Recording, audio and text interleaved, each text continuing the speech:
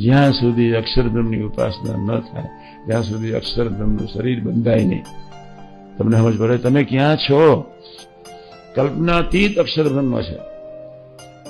નારાયણને મારે તો નારાયણનું તો કોઈ સ્વરૂપ જ નથી.